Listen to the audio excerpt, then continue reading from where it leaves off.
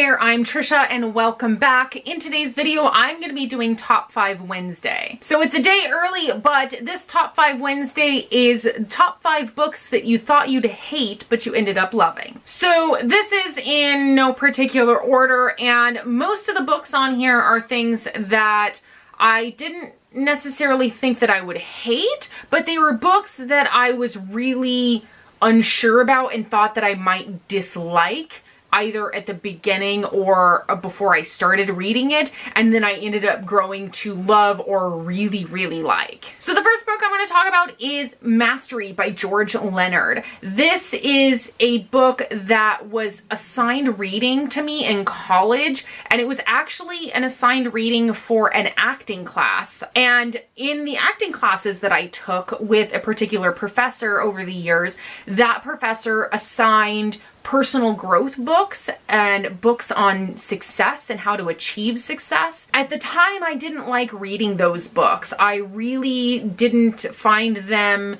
enjoyable. However, this book was so short, I was like, you know what? There's got to be something to it, because he recommends this every single year. He reads it, every couple of years as a refresher, and I read it and gave it a chance, and I loved it. It is something that has a way of looking at the world and the way of looking at progress and how to become a master at something in your life that I try to take to heart and I try to apply into my own day-to-day life, whether I'm applying it in my booktube channel or I'm applying it to my professional life and my job or my relationships.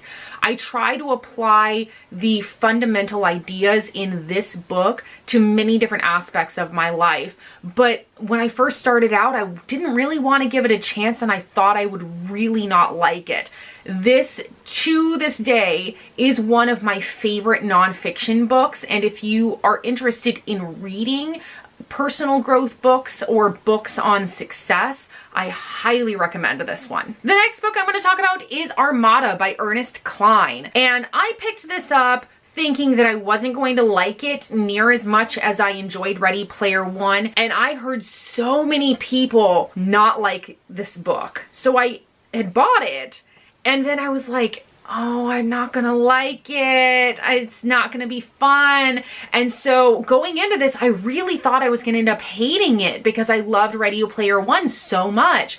And as I got through this one, I ended up really enjoying it. I enjoyed it not to the same degree as Ready Player One, but I ended up loving it a lot more than I thought I would based off of the initial reviews that I'd heard on it. The next book I'm going to talk about is Because You Love to Hate Me. This is an anthology of short stories about villain characters that is typically short stories about the characters that give us a little bit of insight as to who they are and what makes a villain the type of character that people gravitate towards, that or morally gray characters. And this was a booktube collaboration with a lot of different authors. When I picked this up, I was picking it up to have something to connect me to booktube when I first started, and I didn't think I was going to like it at all. Not because that it had anything to do with booktube, but because it was an anthology. I don't have the best track record when it comes to reading anthologies or short story collections. This one I ended up really enjoying. A lot of the stories in this were nice, middle of the road, pretty solid. There were a few in here that I really absolutely adored, and I was able to find authors that I had not read anything from, but that I had heard about because of hype on BookTube, that when I read the story, I was like, that's it. I'm reading that author's works. I don't care. That was amazing. I love their writing style. I love the characters that they crafted in this. So they are bound to be a new favorite author of mine. So I ended up really loving this, even though I was really hesitant and unsure if I was going to enjoy it when I first started out. The next book on my list is Nevernight by J. Kristoff. I hated the beginning of this. It was so difficult for me to get through, and I love it.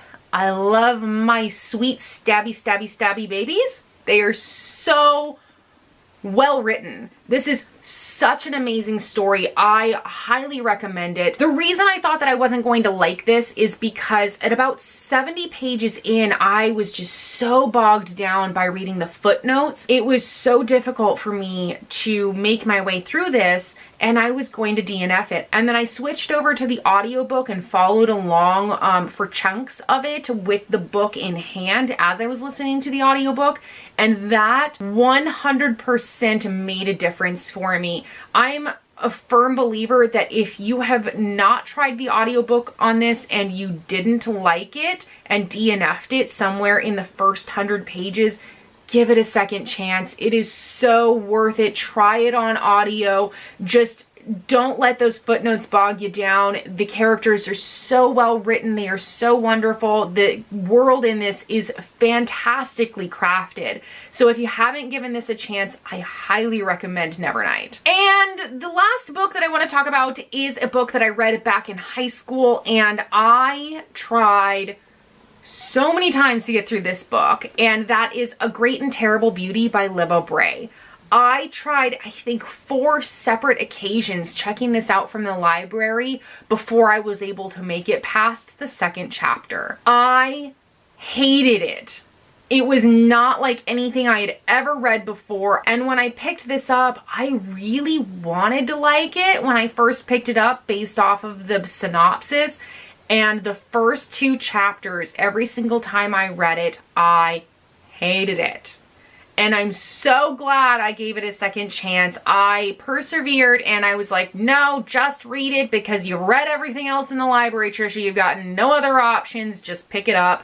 And I did.